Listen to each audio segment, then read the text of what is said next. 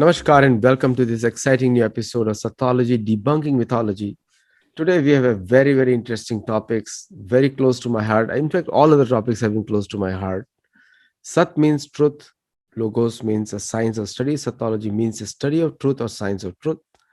Opposite of that is myth. Is a Sanskrit dhatu, means a lie, fake, or imagination. You can check it out on Sanskrit Shabdakosh, and which is dictionary.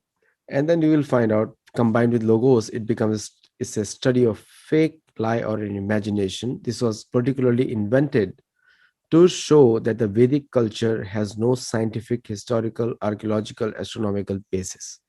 So we are debunking that. We have debunked that completely with almost 400 videos on Sattology, plus our websites, sattology.com, sattology.org, and also everydaychant.com. That's an online temple we run for the global audience. And many Americans, thousands of Americans join to take advantage of Japa in the morning and daily Bhagavad and Bhagavad Gita classes, plus weekend for Mahabharata and Ramayana.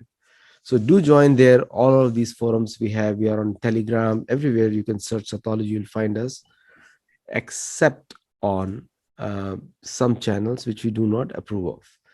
But without today's topic is very, very interesting. And I have a very famous author, researcher, Rishi Muni, what do you call that? But a very intelligent person who follows in his personal life, but also shares with others and with backed by scientific proofs. So without delay, let us welcome Shri Nilesh Nilkant Oak. Namaskar, Aditya ji. Namaskar. We have a very exciting subject, something definitely at your heart. In fact, you are asking me to discuss it for a long time. And in bits and pieces, we have discussed it. But today we will do good justice to it. And hopefully, if we can do it, put it to rest. In fact, I want this video to become a reference video. Anytime somebody asks me in the context of the dating of the epics, the historicity of Mahabharata or Ramayana, but somebody says, well, what about the genealogy evidence? This is a very, I consider extremely lazy argument because they will say, what about genealogy evidence? But they will not tell anything about it. It's like, you go figure. So if anybody asks, what about genealogy evidence? Or if anybody says, well, what about the records in the Puranas for the time duration that is given between Mahapadmananda and Parikshit? Or what about the Greek records? So 3 subjects, these are somewhat related: genealogy, then the time duration between Mahapadmananda and Parikshit, and the Greek records about the historicity of India. And every time I will say, guys, I took internal evidence of Mahabharata to arrive at this, and here is the scientific evidence from 10 different fields. And every time, almost like, what I call this? I call this chronic comprehension crisis, CCC, triple C. It's a chronic comprehension crisis of many Indians in a very lazy fashion.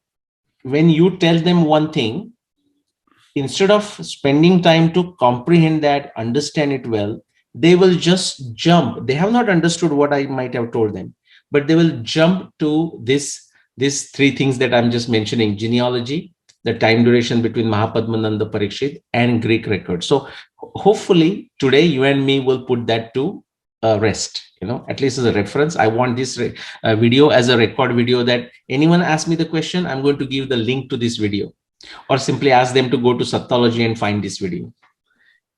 Great point you said, because sometimes when we talk, when you and I talk, we talk with experience. We practice also ourselves. But when we tell them something, they will immediately go to Wikipedia and Quora to verify us, and then come back to us with a question which is very half intelligent, because they don't understand why Wikipedia, somebody is editing it, why people are writing it. And they come up with a question like, for example, simple story about Narada Muni, and they'll say, now Narad Muni had a monkey face. Now, Hari, yes, it means a monkey, but for great personalities, you don't look at the face. You look at what they are speaking and what they are following. So it's like we're not in a beauty contest. Like somebody said after watching the whole video, he told me that, and I'm quoting him, that you should have worn a different shirt. And I said, what were you watching? Were you watching the content or watching the shirt? So these questions are there. And one very relevant topic for today's time is that dharma doesn't mean puja part. Hmm. Dharma has concepts of rituals, pancharatrika, and many other processes are there for worshipping, but it is not means worship. Dharma means our actions on the ground, yajna karma, like Hmm. for different yajna, dana, tapa. All these three aspects are there, which even a very even the intelligent people should not forget, and which requires duties at various phases of a life. Like for Yeah. example, I was discussing with you, protecting ourselves physically and philosophically, both are important. Hmm. At Sattology, we focus on philosophical protection, but physically also we need to be protect ourselves, because that is the first duty for us with who have a body. Hmm. What you would like to add on that? Take well. Let's. What I would like to add is what you just said, that philosophical, but also like a physical. The parallel to that in say movie making, for example, is plot and a story. So story is the intention behind your action, but the plot is what actually happens, what you see in the story. But the way the hero or even the villain responds is based on the story, which is their philosophical mindset, right? So in the same thing, the dharma has both components, or if you just extend on that, it is the karma, vikarma, akarma. There Correct. is a karma and vikarma. There's a vishesh karma. Vikarma also means some people take it as a bad karma, and I understand that. Kukarma in that sense. But vikarma, when we as a vishesh, when it is taken that way, it means the story, like what you will call philosophical thing. Like, why are you doing certain thing? Why the dharma matters to you? Okay, but just turning that into a social media action of liking something, or just suggesting something, why is the government is not doing anything, is not your action. Correct. Okay, that is also part of a philosophical one. So doing something in social media is useful, but it is only philosophical. You have to do something physically, like as a physical act, kriya. And so that's like in a movie jargon, it is a plot and a story. Right. You said philosophical versus physical. And in the Bhagavad Gita language, I would say karma vikarma. It is understanding the balance between karma and vikarma. So when you mix the vikarma with karma in the right fashion, then you create a karma. The karma doesn't touch you. You are free from the issues of karma. So the dharma makes us strong, not weak. So if Hmm. it makes you helpless, that means you're not following dharma. Yeah, So helplessness is not the result of dharma. And correct. also from dharma comes artha. Yeah, And from artha, if you don't use it for dharma back, then it becomes kama. correct. So dharma earth is a cycle, and then dharma earth, if you follow throughout your life, you get Yeah. moksha. Yeah, Because that back feedback is important, because like Shankaracharya defined dana, like Bhagavad Gita has the word dana many times. Even like you eating more than what your hunger dictates is also considered like a stealing. Overeating is a stealing, like that. Similarly, atyahara prayasam. Shankaracharya defined dana as a yathashakti samvibhaga dana, based on your limited ability, whatever ability you have. Somebody have more, somebody has more, somebody has less, but based on your ability, equitable distribution of everything, wealth, food, whatever it is dana. And that is a part of a dharma. Yes. So when we are giving a dana, many times people think like you are doing a favor to someone. We are not doing favor to that No. person. Okay, we are just trying to do favor to ourselves, that is creating that balance. Yeah, dan, the purpose is to elevate your spiritual consciousness, your sadhana to a next level. Therefore, it is not in the Western scriptures. It is first spoken by Shukdev Goswami, Hmm. that what you give from your left hand is not counted in the right hand. Right hand should not know what the left hand is doing. It's not a Right. Western quote. Right. And that's why dana is not charity. No. Dana is not charity. Yeah, people say that Shakespeare said, "What's in a name?" No, Shukdev Goswami said first. Shukdev Goswami said that naam hame kuch nahi hai. Hmm. Anyway, I don't forget. I forgot the shloka, but we'll talk. So today we are discussing something which was my question to you for a very long time, and you thankfully today you decided to do this. So genealogical, because people are always questioning about the missing links, and we want to all from all sides we want to analyze, because somewhere the Abrahamic faiths have played a big game with us. The process of syncretism is very much against the culture of Veda, because if we try to syncretize, then automatically lose everything, because Amara to everything is 5,000 years old or 8,000 years old. Mahabharata 5561, all those different dates are there. So, but for the Indians, if they want to hear the Western people, so please let us begin now. Yeah. So, and Western, this started by a British individual who was in India, and he started studying Parjitar. So he looked at all the genealogies, all the data from the Puranas. Mhm. And to be fair, we have to give credit to Parjitar, because in to the best of his ability, he undertook a methodical study. Mhm. Now, once he collected the data, then his Western bias came in. Like the Correct. whole world began in 4000 BC, Correct. 4004 BC, and Noah's Ark and all that, the whole dogma and whole thing came in. But the fact he did a very methodical, I mean, if you see the Parjitra's book, I forgot the name, but History of India or something like this, very meticulous. Okay, he has made a lot of errors, but remember, we cannot blame him. I mean, we try to make sense of it. Like Rupa Bhattiji and myself, we go over this list all the time, like the list from Rigveda. Just now we were discussing Sushruta, like Divodas, but Divodas is everywhere. So many Divodas. There is Divodas in Rigveda, the Divodas as a guru of Sushruta. Which Divodas we are talking when we see somewhere? But with whatever is available, so three areas we are going to talk. So let me actually get the slide, because so that people can see what I am referring to also.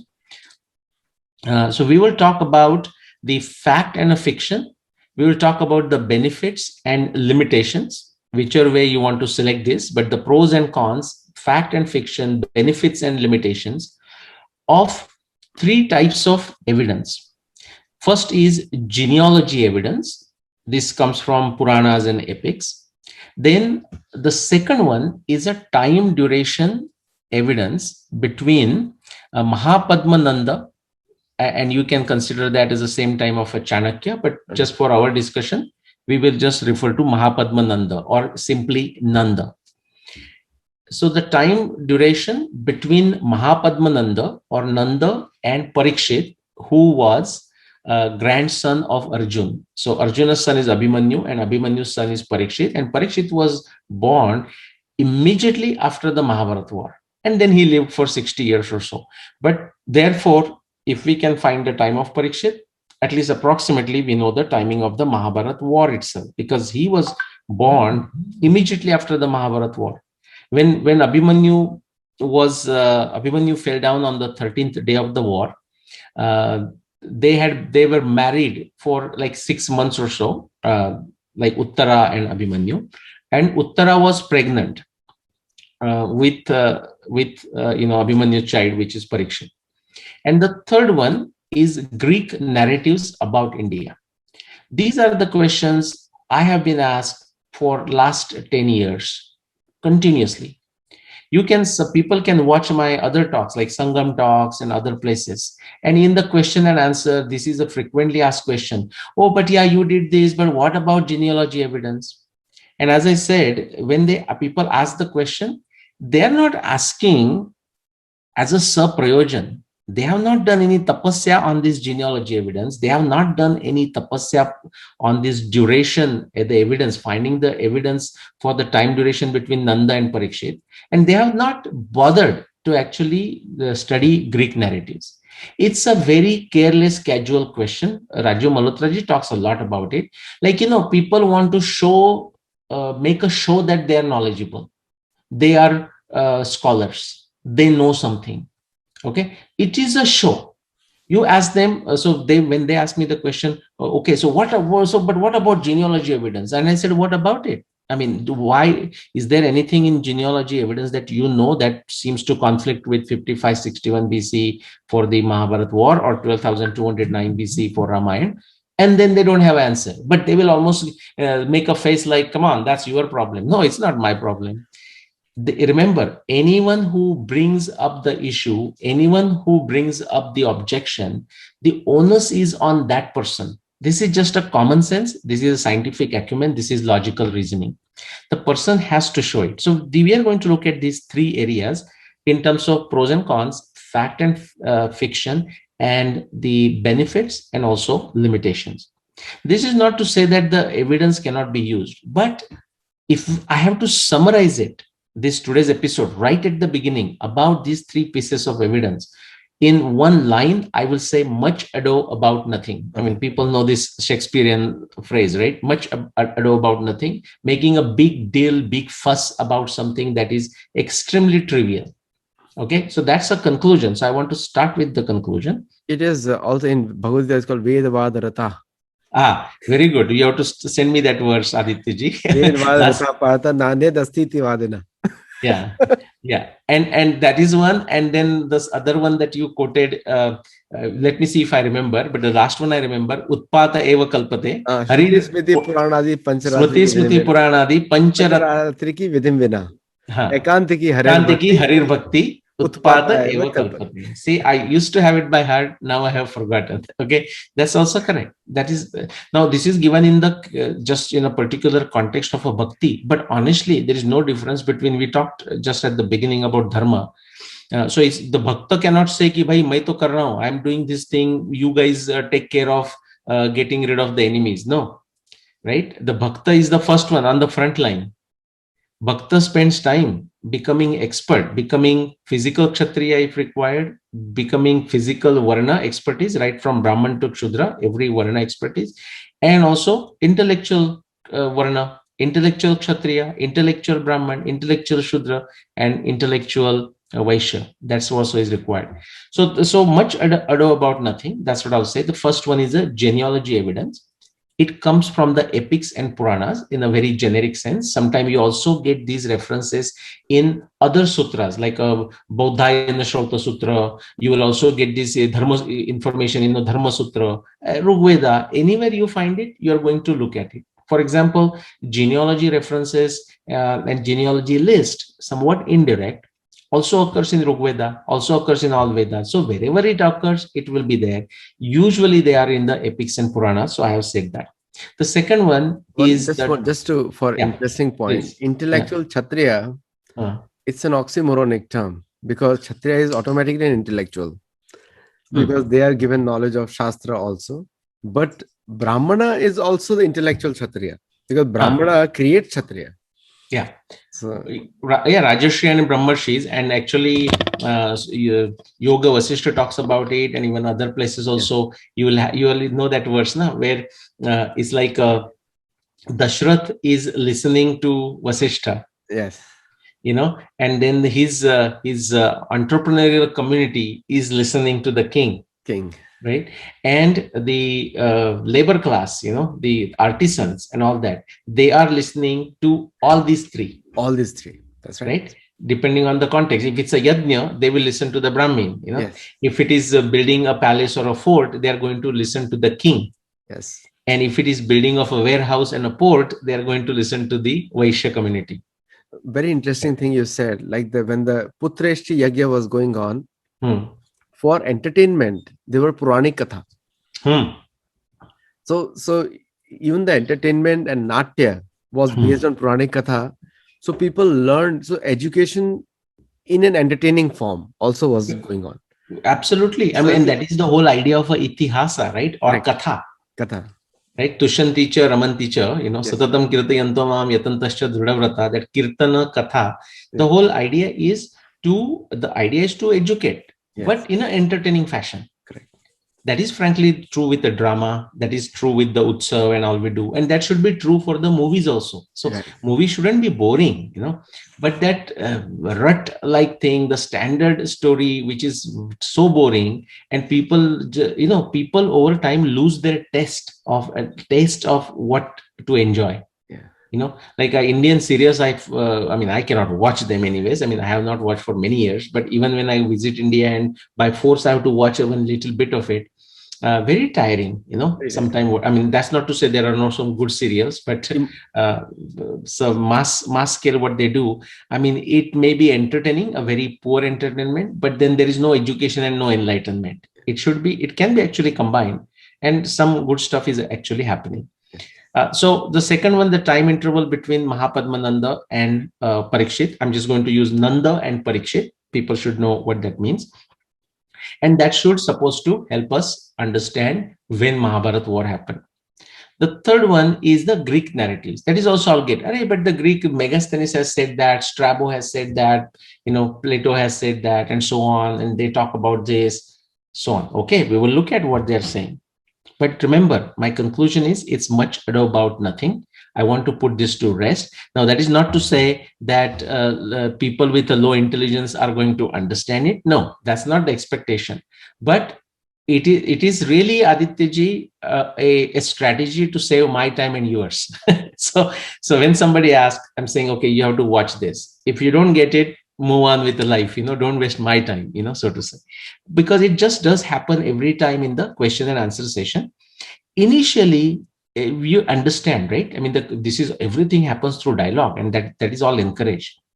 But even when the same answer is given multiple times, and people don't grasp this common sense idea that they have to do something, they cannot just have idle curiosity. They have to do something, do their own study. When they do that, some of their basic questions will be answered. Now they will have a questions of a higher complexity. Now that is a fun. Just like you said, entertainment should always be there, but entertainment should also be of a higher quality, not just the item song. That should not be the definition of a entertainment like in the Hindi movie industry they do. So we are going to talk about these three. Let's get into genealogy. You and me had discussed this, and I kept on telling you one day we will do it. Now I didn't find my PowerPoint slide. This is slide created long time ago. I just pulled it from one of my blog article, but I have this as a PowerPoint slide also. So we are now looking at the genealogy. Just as a illustration, I am showing audience here two lists, one from Harivamsha, another from Bhagavad Puran. And this specific list starts with Bhagwan Ram, that is the Ramayana time, and goes all the way to Bruhadbal, which is the Mahabharata time. Okay, and during the Mahabharata, Bruhadbal was the Koshala king. He fought from the Kaurava side and was killed during the Mahabharata war. There was another Dirgha Yajna. He was the king of Ayodhya. He also fought from a Kaurava side. Again, remember, Kauravas are ruling kings for those 13 years, and they have made the alliances and whatnot. So, and Dirgha Yajna was also being killed. So, out of just like Dirgha Yajna and Bruhadbal are contemporary of the Mahabharata times, I'm just picking Bruhadbal because that is given in the list. So we begin with Rama. Okay, this is what we are going to do. And I'm going to make certain point about the genealogy. This is only illustration, but this is true about any genealogy list of Indian civilization, whether it is about the Ikshvaku dynasty or it is about the Puru dynasty, Kuru dynasty, doesn't matter which, you will find the challenge is exactly the same. The benefits are also same. The challenge is also same. But let's do this. So Rama is number one. Then instead of reading the names, I'm going to read the number. So please follow. Okay. So middle one says that the names in that middle overlapping portion are there into the Harivamsha list of Ikshvaku dynasty. And those names were also there or are also there in the Bhagavad Puran. Bhagavad Puran also has this list many times, and Ramayana itself has a list, at least until Rama. So, but we are going to talk Rama to Bruhadbal, because that also shows you the connection of the genealogy evidence in determining the timing of Mahabharata, but also timing of Ramayana. What are the benefits, but what are the limitations of genealogy evidence? So I'm just going to read the number. So 1 is Rama, Bhagwan Ram. 2, 3, 4. These first four people, kings, are there in the both the list. But after that, the fifth is only given in the Harivamsha. Please pay attention, the people who are watching. So fifth is there. Okay. Then sixth. So Harivamsha only has that Nala there. Then six, we come back to the middle portion. So six is there. 7, 8, I'm in the middle portion now. 9, that is Devanik. And for 10, I have to go outside that overlapping circle. So the king mentioned as number 10 is only listed in the Harivamsha list of genealogy. He is not listed in the Bhagavad Purana. So there are 10, 11, 12, 13, 14, 15. I am going only Harivamsha. Now I come back to 16, but it's not in the overlapping list. I go to the Bhagavad Puran side. So that number, king number 16, is only listed in Bhagavad Puran. It is not shared by Harivamsha. 17, 18, 19, 20, 21, same story. For 22, we come back to the overlapping area. Okay. And then immediately we go out to Harivamsha side, 23, 24. Then for 25, we jump to the Bhagavad Purana side. Only Bhagavad Purana has that king number 25. 25. Then we come in between to 26, 27, 28, 29. We are in the middle portion. Those 26 through 29 are common names to both Harivamsha list and Bhagavad Purana list. And then we go back again to 30, which is to Bhagavad Purana side. So 30, 31, 32, 33, 34, 35, 36, and 37 is a common name between Harivamsha and Bhagavad Purana. So in effect, between 29 and 37, understand, Harivamsha jumps from 29 to 37. It doesn't say 29 to 37. It will simply say the next guy. After Maru 2, Bruhadbal was born. But if we look at the Bhagavad Purana additional evidence, it actually tells you that there were many other kings.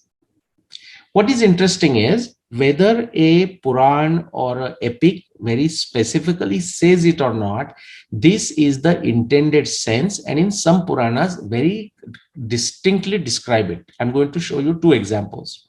For example, right here, this Harivamsha Purana, where I quoted this list of genealogy list, right, is the name of this person is a son of this guy, and this person is a son of this king, and so on and so forth. What does it Harivamsha says? Ishwaku Vansha Prabhava Pradhaneneha Kirtita. This Pradhanya word is very important. Ete Vivasvato Vanshe Rajano Bhuri Tejasaha. Pradhaneneha. Only the prominent kings of Ikshwaku dynasty are mentioned. Whether it is said in the Purana list genealogy or not, most cases it is stated, many cases it may not be explicitly stated, but the evidence tells you that every single genealogy list anywhere in the ancient Indian narratives is of a prominent kings as the narrator of that Purana, narrator of that epic or a Rigveda Sukta knew, or what he or she thought to be relevant, and they stated. It is never a complete list.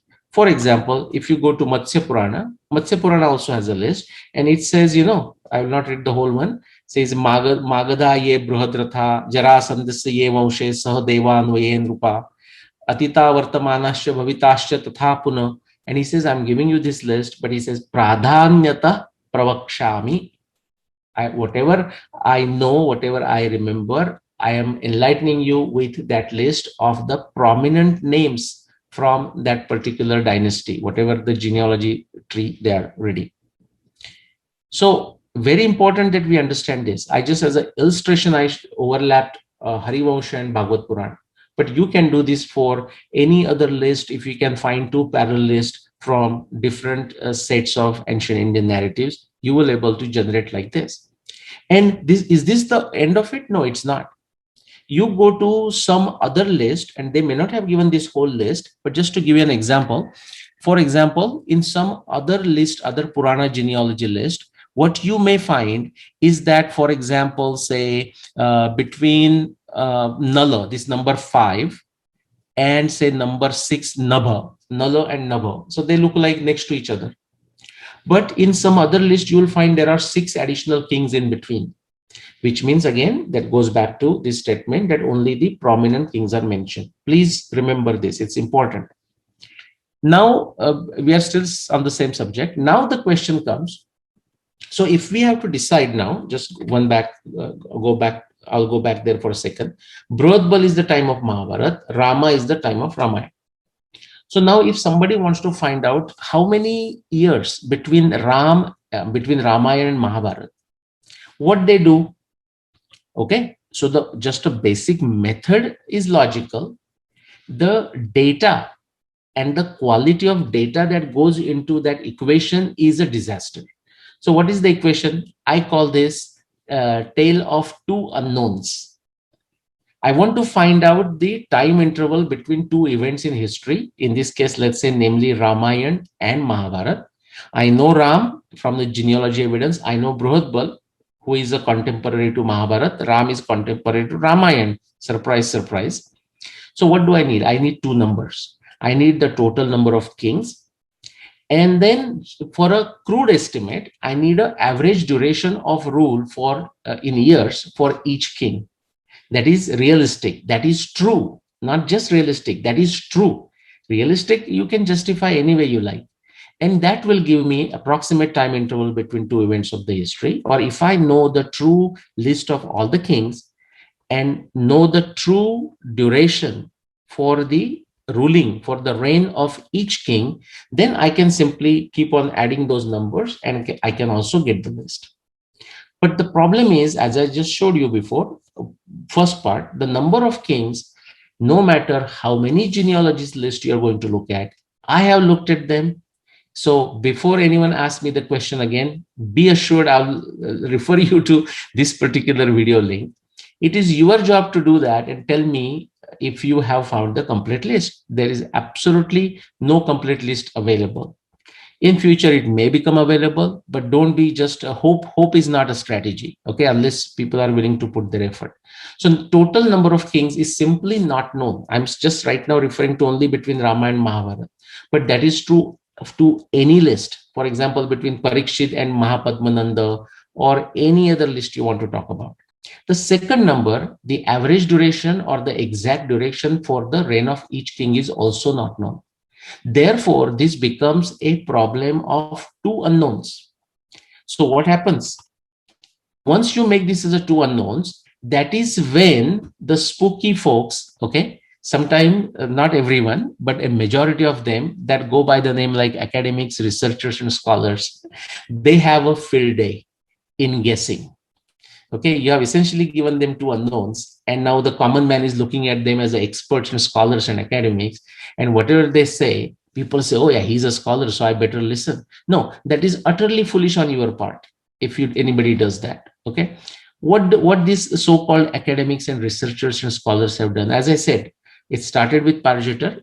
We should give him a due credit because he was the first one, at least in the last 200, 300 years known time period, who meticulously accumulated this information. And then once like everything is ready, everyone jumps in, because now it's a lazy business. It's a tamasic business. Not much brain is required. Not much hard work is required. So what the other people have done, every single person who is involved with this genealogy evidence has done this nonsense. They have assumed a certain duration for each king. I mean, an average duration for each king. What is the range? People have assumed for the average duration for each king from as low as 14. I'm surprised why they did not assume 10 or 7, and some people might have done that. To the best of my knowledge, the lowest is like a 14. For example, Bharat Ratna Professor B.B. Lal, he has assumed like 14. Sometimes he has assumed 20. Depending on 35, depending on the number that he's looking for his predetermined date for Mahabharata or Ramayana. That's a totally another event that we will do it. We will do Purva Paksha of Professor B.B. Lal some other time. So he has taken that number.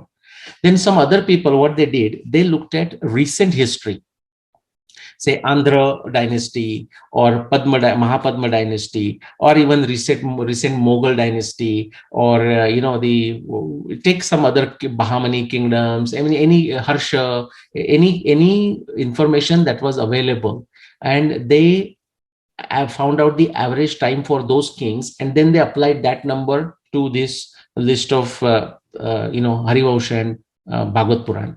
In that case, they have taken numbers such as 30, 35 or so. That 47 number, Aditya ji, is my number. Just for fun, I will say. So recently that Jaipur royal list came from Rama all the way to Jaipur.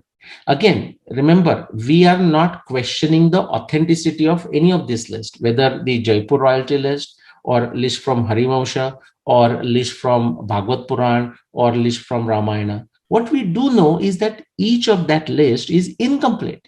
That we definitely know. We don't have to guess. It is by their own admission that only Pradhanyana, only prominent kings are mentioned. But so somebody asked me when the Jaipur list came out, and supposedly it has like a 330 names of the kings. And they said, hey, is this something that gets into your time period? Aditya, you love this, what I did. So when the person said, I said, yeah, so what do you think? I said, well, I can give you the exact number, the average number for each king. What did I do?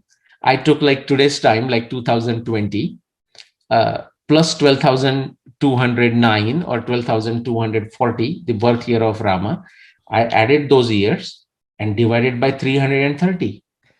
And it gives me the answer 47.1382, whatever that number was. I said, yeah, the average reign duration for each king is 47.1352. This is a gimmick, guys. Okay. Now, this can be useful in telling you a relative chronology, a directional chronology. It will never be useful for absolute number. The additional numbers are it's over yeah, generalization, oversimplification. oversimplification, overgeneralization, Because and people, some kings like were removed also. yeah, They could only rule for 1 year. yeah, So yes, and many kings, as I said, are not mentioned. correct. So this is both are unknowns.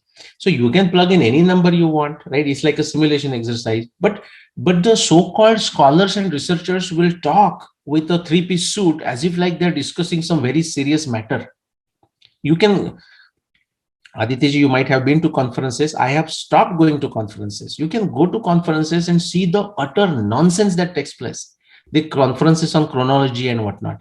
This is the same thing, something that they have done like 30 years ago. In fact, they have not done anything. Most of them have not done anything. Okay, Marathi saying Aitya Bidavar Nagoba. Okay, they pull from somebody else, attach their name to it, do some cosmetic change, and claim it is as if it is there. नहीं But Nilesh जी, आपके साथ problem दूसरा है. आप जाते नहीं है, मुझे कोई बुलाता नहीं है. I speak to direct, straight. correct. No, actually, my wife told me, so just like don't go to any conference for like 5 years at least, So because not much new happens. I mean, there are a few very original researchers, and we will talk. Maybe we'll do session on, or at least in my limited understanding, my limited comprehension with my limited intellect, who I consider a original researcher and why I think they are original researchers. Okay, we will do one session on that. But so then there are also other years I have seen people assuming 50 years, people assuming 60 years, people assuming 100 years. Okay, so out of 3 parts, this is the first part. Conclusion is that it is only useful as a relative chronology. And what do I mean by that? We can definitely say that Ramayana happened before Mahabharata. Okay, how many years ago we don't know, it's anybody's guess, and you can do these calculations, and I'm going to show you some calculations also, but not this one. So the first part, the only conclusion is that the genealogy evidence can serve as a useful evidence as for relative chronology. So definitely Ramayana before Mahabharata, or Mahabharata definitely before Chanakya and Mahapadmananda, and Shivaji Maharaj definitely after Mahapadmananda. In that arrow of time, this is only the way it is useful. First, these names can be sometimes useful because if you find them somewhere else mentioned in other texts like Sushrut Samhita and whatnot, they can be useful in that way. But as far as the chronology is concerned, only for relative chronology. Let's go to part 2. time interval between Nanda and Parikshit. Now, this is something, Adityaji, you know a lot also. I mean, you have a good study of Puranas. What I am going to do is just to summarize, because just because we discuss this for 10 minutes is not going to add any more enlightenment. I am picking two sentences which are kind of extreme from two different Puranas. But there are other Puranas who also say the thing. I'll show you in a minute. So Bhagavad Puran, for example, what do you call it? The 12th skanda. It says Arabhya. There are few other statements in Bhagavad Puran. I'm just taking one. Arabhya bhavato janma yavanda abhishechanam etad varsha sahasram tu shatam panchadashottaram. Okay, you can translate that. We'll do that in a second. Then the Skanda Puran says tatastrishu sahasreshu dashadhika shatatraye trate or traye bhavishyam nanda rajyam cha chanakyo yana nishyati. And the contextual verse is not taken, but essentially they are giving these this number between Mahapadmananda / Chanakya and Parikshit. What are those numbers? The numbers that you see, I have given you the two extreme boundaries. If you look at the Purana evidence from additional statements from Bhagavad Puran or Vishnu Puran or Matsya Puran and many other Puranas, you will see some numbers, some variations. So they're saying between Mahapadmananda and Parikshit, there were 1050 years. Another Puran will say 1115 years. And sometimes there is some debate, discussion around how to interpret the verse and so on and so forth. Doesn't matter what it is. The bottom line is the range that is given goes from 1050 years to 3310 years. So from Bhagavad Puran 1050, and Bhagavad Puran has few additional references giving different numbers. Vishnu Puran and Padma Puran and Matsya Puran, and there may be other Puran. And Skanda Puran gives the other side number, the higher number. And Bhagavad Puran gives the lower number, 1050 to 3310 years between Mahapadmananda and Parikshit. Okay, so how do we use this evidence? Okay, so let's use these numbers to estimate the timing of Mahabharata. Before we do that, we also need to figure out the timing of Mahapadmananda. Now, what do you find there? Actually, it is all chaos. The timing of Mahapadmananda by different estimates, guesstimates of who? Academics, researchers, and scholars. Okay, and the most vicious, I call it a BS word used, is a scholarly consensus. It cannot get worse than that. Okay, the scholarly consensus is people think, oh, that's useful. Well, it's useful if you know nothing. As a starting point, it is useful. After that, you have to question how the hell these scholars came to that number. And you start questioning one more it. thing, Nilesh, I want to add here. Syncretism, we have to debunk one time. Syncretism. What is it? What is it? Syncretism. Yes. Because that is you said scholarly conclusion. Or correct. I call it scholarly confusion. It is scholarly confusion. It is basically a fixing, like the stock market fixing. Right. Okay. So now even their variation, it goes from 300 BC. I have not seen any evidence whatsoever. That's not to say there is no evidence. I have not seen it. I'm very clear about this. But the time of Nanda Chanakya has been estimated from anywhere from 300 BC all the way to 2000 BC. Now, I know the person who has estimated around 2300 BC. It is based on some evidence, but because today that is not the subject, I'm not going to go there. You might have also, Adityaji, heard the number 1800 BC or 1600 BC for Chanakya and all. So those are the numbers, like going from 300 in between many others, 1300 BC and whatnot. I have heard all those, and 2300. So I'm just giving you the extreme ones. Why? Because that gives you the range. So now I'm bringing those together. So the timing of Mahabharata is same as timing of Parikshit, because Parikshit was born immediately after the Mahabharata War. And so how do we get there? We know the timing of Mahapadmananda only as an estimate, only as a guesstimate, anywhere from 300 BC to 2300 BC. And the time interval between Mahapadmananda and Parikshit based on the Puranic evidence from Padma Puran, Bhagavad Puran, Vishnu Puran, Skanda Puran, goes from 1050 to 3310. So I'm going to take the extreme scenario. So what I do is I add 300 BCE to 1050, and I add 2300 BCE to 3310 BCE. That's going to give me the two extreme numbers. So essentially, based on this Puranic evidence of the time duration between Nanda and Parikshit, what does it tell you? The actual year of the Mahabharata War could be anything between 1350 BCE and 5610 BCE. Now, even just based on those estimates and guesstimates, the date of Professor B.B. Lal is out. The date of Dr. Dieter Koch, 1198, which is actually not his date. It is borrowed. He simply borrowed it without giving a credit, I would like to say, from Professor Daptari. He just pulled that date of Professor Daptari. That's a different subject. Maybe that's another subject to talk about, but we'll not talk today. So those dates are directly out. But any date that fits between these two numbers, we in principle will say that the Puranic evidence of between Nanda and Parikshit corroborates that particular date. So it corroborates, like say, the date of Professor Aryan Iyengar, 1478. It corroborates my date of 5561 BCE. Okay, so okay, discuss this evidence and put it aside because it can corroborate that or this. We don't know the truth of it. Keep it aside. But if anyone is saying how, but this Puranic evidence doesn't match your date of the 5561 BCE, I would like to tell them that is not true. The problem is they don't read all Puranas. They don't read any Purana many times. They just simply take it, whoever else has said, like you're talking this syncretism and whatnot. Somebody has said somewhere, they just assume it. They're so lazy, they will not read for their own. Okay. And so this is part two, which is to say the evidence based on the duration between Nanda and Parikshit. Okay, just based on these estimates. I'm not saying this is true or false. It's very important to recognize this. These both numbers can be actually true. These numbers can be false. Why do I say that? Same thing applies to genealogy evidence. Yes, it is a evidence on a paper and we have no reason to doubt it per se, but we have no ability to objectively test that genealogy evidence either.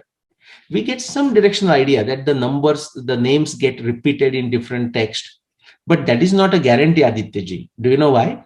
Because if you right now go to 50 different universities in America and find out books on Aryan invasion theory, you will find hundreds of different books and they are very consistent what they are saying. Do you agree? Like if you look at the Aryan invasion, they books written by 200 different academics and scholars and researchers, it's all fakery, but it agrees with each other. So just because multiple books agree by itself, that's not even an objectively testable evidence. It may increase our confidence if we have the right context.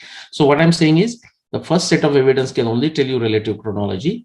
This set of evidence can give you a range over which this evidence can corroborate multiple dates for the year of Mahabharata War, but not just one date. And this evidence definitely corroborates 5561 BCE. The first evidence, which can only be useful for relative chronology, the genealogy evidence, it also corroborates Mahabharata 5561 BC and Ramayana, because Ramayana happened long before Mahabharata, 12,209 BC. Mahabharata happened after that. Shivaji Maharaj came after that 400 years ago. So it's consistent. Whatever that evidence can provide, that evidence does not conflict with 5561 BC or 12,209 BC. Let's quickly go to the third one. Greek narratives about India. Now, this is another fuss. Now, the challenge, this is the problem.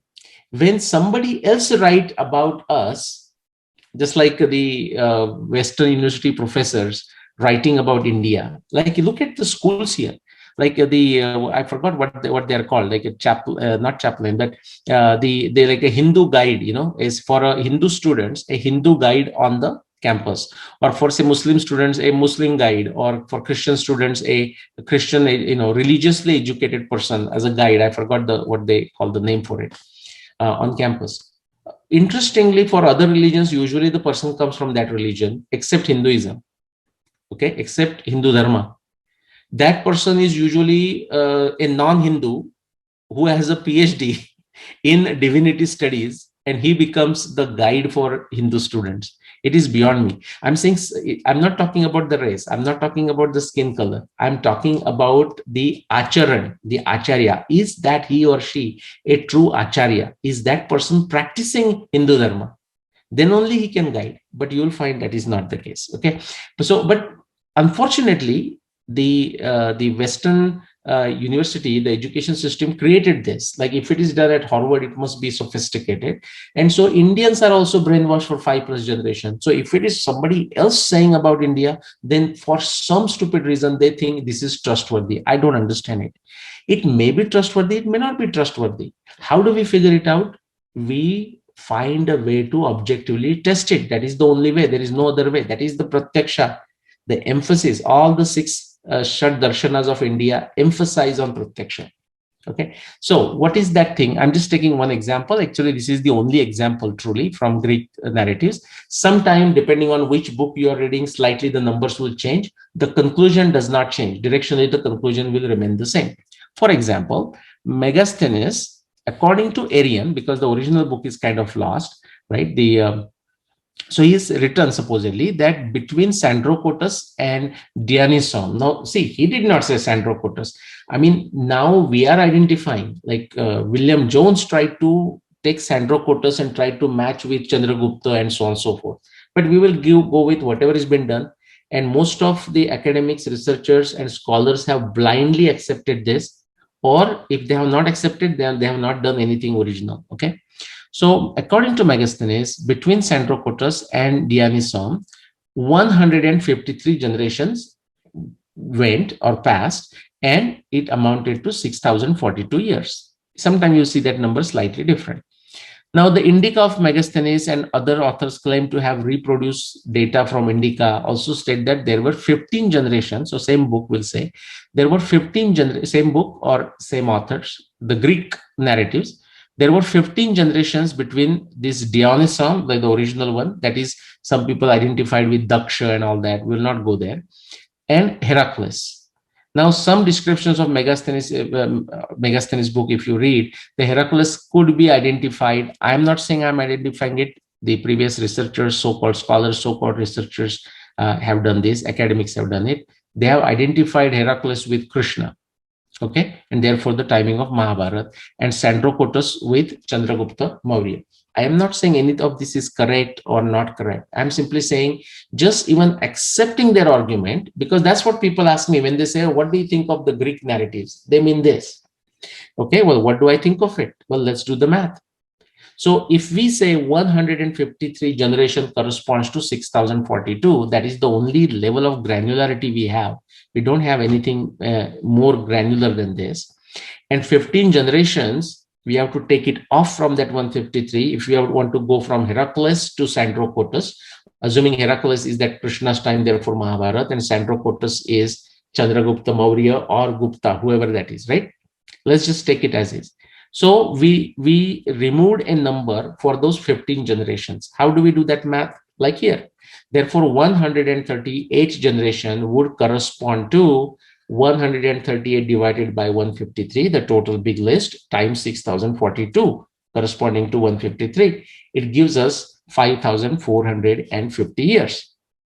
Now, this is the time between Heracles, assuming that is Krishna and therefore Mahabharata, and Sandrocotus. Now the question is, what is the time of Sandrocotus? Again, I am not saying anything. I'm simply telling what people, these so-called academics, so-called researchers, so-called scholars have speculated in the armchair without doing any tapasya. But let's take that number. So somewhere here, like if you take the average here in between, that will be like 320 or 322, something like that. So if we add that number, okay, the average number for the time of Chandragupta, whoever that is, but assume that that's same as Sandrocotus, then 5,450 years plus 320 years gives you 5,770 BCE. That is the time of Heracles. That is the time of Krishna. That is the time of Mahabharata. Remember, assuming, the caveat is all these previous assumptions not made by me, made by the researchers, the scholars, okay, the academics. If those are correct, that's what it takes us there. My point is, this is the last one, third one. The first one, genealogy, relative chronology, it supports my date of 5561 BC or 12,209 BC. The second one, based on the duration between the Mahapadmananda and Parikshit, that gives you a range of 1350 to 5610 BCE. That range also supports my dating of 5561 BC. It's called corroborates, tends to support. And the last one, the Greek records, just using that information, using their assumptions, the assumptions of so-called academics, so-called scholars, so-called researchers. Taking that, also it gives you a date of date of Krishna to be 5770 BC. That also matches. Directionally, it takes you to 5561 BC as the year of Mahabharata War. It doesn't give you the year of the Mahabharata War. What it says, it corroborates, it tends to support. Okay, it does not conflict, it does not contradict with 5561 BC. So anyone who wonder if the genealogy or the Puranic evidence or the Greek records corroborate 5561 BCE, my date for the year of Mahabharata War, the answer is decisively yes. Quickly, I'll summarize, Adityaji. So now, how did I find the date? See, I'm aware of these three methods, but they will never truly give me even the approximate time period of Mahabharata War. I know that. From the second method, when I get 1350 BCE through 5610 BC, that's like anywhere. I mean, why do even that kind of research? If you have nothing else, we can say, okay, somewhere definitely more than 3000 years ago, and more than likely sometime before, after 7,000 years. That's all we can say, right? If you use the evidence number 2 from the Puranic evidence.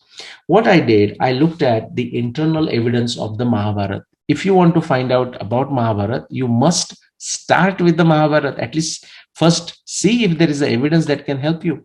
Many people simply do not want to read Mahabharata. They have not read Mahabharata. If they have read it, they have not understood. They have destroyed the translations, how they have done it, purely driven by agenda. And then they try to throw away whatever becomes dangerous to them, which I'll tell you. Almost every evidence in Mahabharata becomes dangerous to those people who have wrong date for the Mahabharata because it will not match. I looked at astronomy. I found 300 plus astronomy evidence, as you are aware, that gives that 5561 BCE. Now, today, now this is other evidence we are not going to discuss today. Actually, we have done that, Adityaji. Oceanography we discussed for Dwarka, and geology and hydrology we discussed for Saraswati and those rivers and so on. We discussed climatology and so on. But today, the three areas that we discussed are these three in these colors. Genealogy evidence of kings and sages. We mostly discussed the kings. We discussed the chronology evidence in the sense of the time duration between Nanda and Parikshit. And the travel records, this is referring to the Greek folks who visited India, captured whatever knowledge they could find from asking people or whatever the records they had access to. And based on that, and with some assumptions of the so-called researchers, so-called scholars, so-called academics, we can get that. Even this faulty analysis, what they have done, faulty assumptions, speculations, even they take anyone that kind of evidence to corroborate 5561 BC. Okay, if you want to understand how I arrived at 5561 BC for Mahabharata or 12,200 BC for 209 BC for Ramayana. These are the books. If you are in India, the Yugadi offer is still there. I think it's still May, right? Until the end of May. Definitely go for that Yugadi offer of 4 books.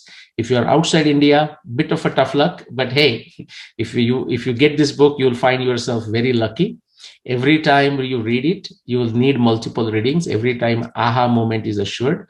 These are the books outside on Amazon. That's how they look on Kindle or in textbook. Quickly, what I just said, Adityaji, I'm going to summarize in 3 slides or 4 slides. So the first part, the genealogy, that list gives a list of kings, but only the prominent kings are mentioned. The 2, genealogy list only lists prominent kings, therefore not all the kings are listed.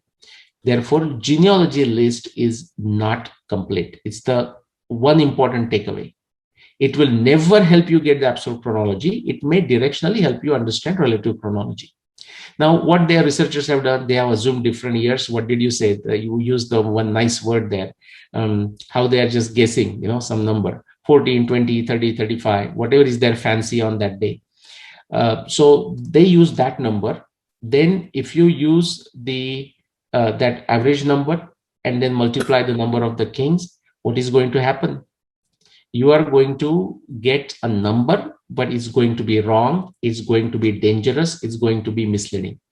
So the summary of that, the first part is that the genealogy evidence is useful to tell you relative chronology, to know some names of the kings that might be useful in doing other civilizational research about India, but it is not useful, misleading, useless, dangerous for any absolute chronology calculations. Let's go to the next one.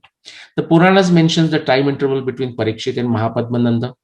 Okay, these estimates in the Puranas range from 10,050 years to 3,310 years. We looked at Bhagavad Puran and Skanda Puran, but there are references in Matsya Puran and Padma Puran and Vishnu Puran, additional one in Bhagavad Puran, and there may be in other Puranas.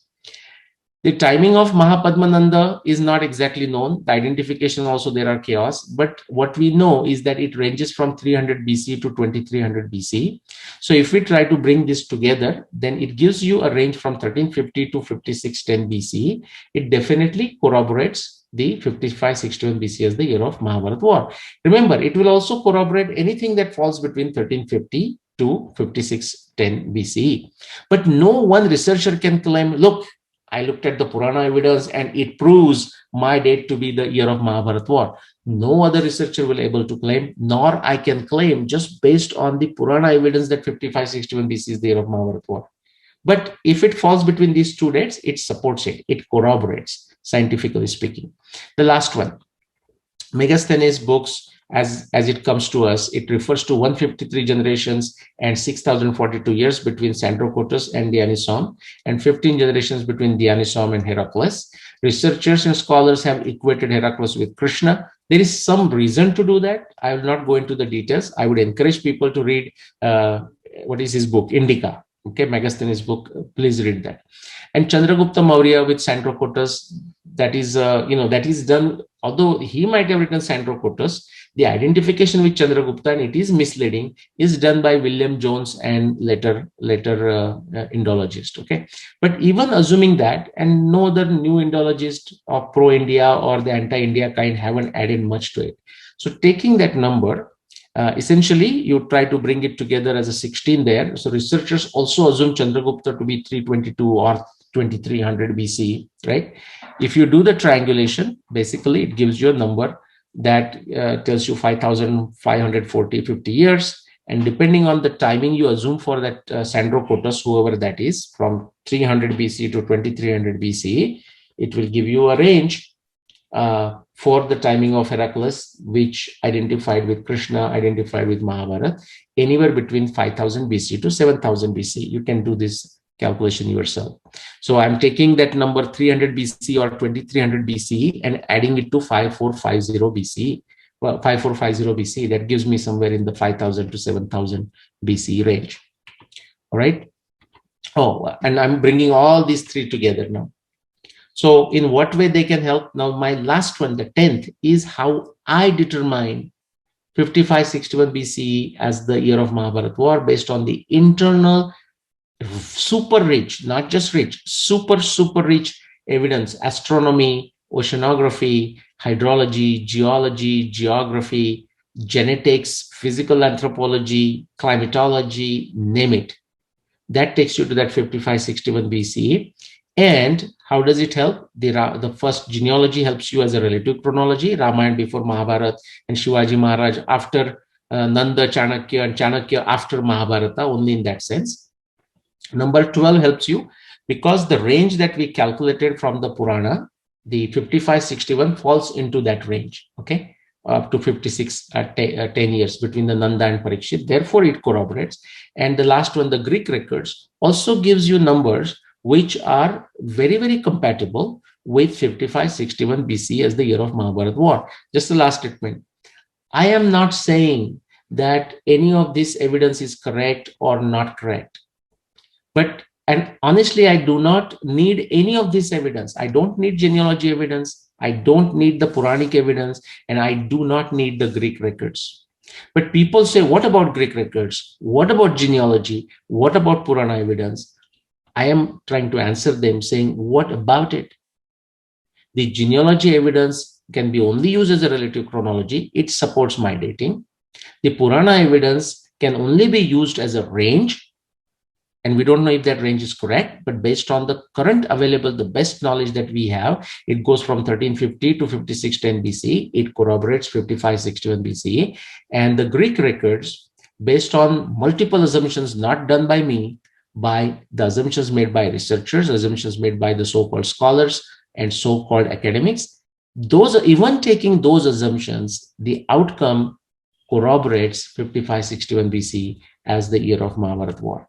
So quick summary, genealogy evidence only lists prominent kings and precise duration for their reign is not available. The evidence is useful for relative chronology. It is useless, dangerous, and misleading for absolute chronology. Don't do it, guys. Don't do it. And if somebody is claiming it, ask the tough questions. Start questioning the integrity of that person. If somebody is using this kind of evidence to arrive at a specific year of the Mahabharata War, grow up. Second, time interval between Mahapadmananda and Parikshit based on Puranic statements range from 1050 years to 3310 years. Estimate for the timing of Mahapadmananda range from 300 BC through 2300 BC. This leads to an estimate for the timing of Mahabharata for 1350 BC through 5610 BC. You can question any of this. The reality is none of this, even if say genealogy evidence and Puranic evidence and a Greek evidence tomorrow is decided to be actually fake. I'm not saying it is fake. If it is decided, it does not affect the way I determine the dating of Mahabharata War. It has no effect whatsoever. I'm saying if we understand the way it is understood by the academics, by so-called scholars, so-called researchers, it indeed supports, it indeed corroborates 5561 BC as the year of Mahabharata War. Third, Greek narratives combined with researchers, scholars, academic speculations for identification of Krishna with Heracles, Santrocotus with that Chandragupta Maurya or Gupta or whoever it is, and their time period. It also leads to 5770 BC for the timing of Mahabharata War. So, summary, all of the above evidence, although imperfect, and non-testable, very important, it is not testable, it is not objectively testable. Sometimes logically we can look at multiple things and might increase our confidence, but therefore I gave an example. Remember, if you go to libraries here, hundreds of world libraries, and pick a book on Indian civilization, you are going to always get Aryan invasion theory nonsense. Just because it is there in every book doesn't make it right. Okay, it's non-testable. You need to find a way to objectively test it. All that I have done can be objectively tested. All 300 observations of Mahabharata can be objectively tested. All 600 plus observations of Ramayana are objectively tested. None of this, those three pieces of evidence we discussed today, is objectively testable. Anyways, let's move on. So filled with numerous speculations, assumptions of researchers, scholars, and academics. Even then, these are their assumptions. I don't know whether they're right or wrong. I have no idea how the hell they decided, how they came to those numbers. But even with those numbers as they stand today, it still corroborates, that's a scientific term, tends to support 5561 BC as the year of Mahabharata War. So that's it. That's my lecture today. And let's see. No, see, one of the things which you said, which really struck me, because the cabal of scholars, who is a scholar? I see that in earlier times, the word used was vidwan, and there was no vidwan promoting himself in a big way. And they did not, Shukdev Goswami, Sud Goswami, Shaunak Rishi did not make a grouping that we are the initial direct recipients of knowledge from Vedavyas. Correct. In fact, Vedavyas tested them. So Shukdev Goswami spoke Srimad Bhagavatam, Vaishampayan spoke Mahabharata, and Vedavyas in both the places are sitting and critiquing them. So there is a particular references in Mahabharata where Vaishampayan looks to Vyasdev to whether he is approving or not, whether he is saying the right thing or not. And Vedvyas says, continue. There is a Vedvyas says sadhuvad. Sadhu means continue.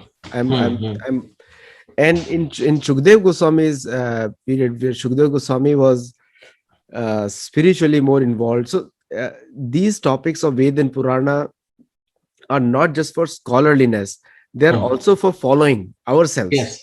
Yes. So the message is that we ourselves need to follow in our lives. Correct. But if you get into the Western intellectualism, see, in Western world, other than intellectualism, there is no basis. So Yeah. everything they scrutinizingly study is a very good thing, which we should Correct. follow also. But Yeah. the result is nothing. Correct. So apple falling from a tree is not a great scientific observation. Yeah. Throughout the world, people have seen it, and then forming a conclusion that yes, there is a gravity. It is like a very foolish, like if somebody says कि आज मैंने चंद्रमा को देखा, I saw a moon in the sky and it was moving.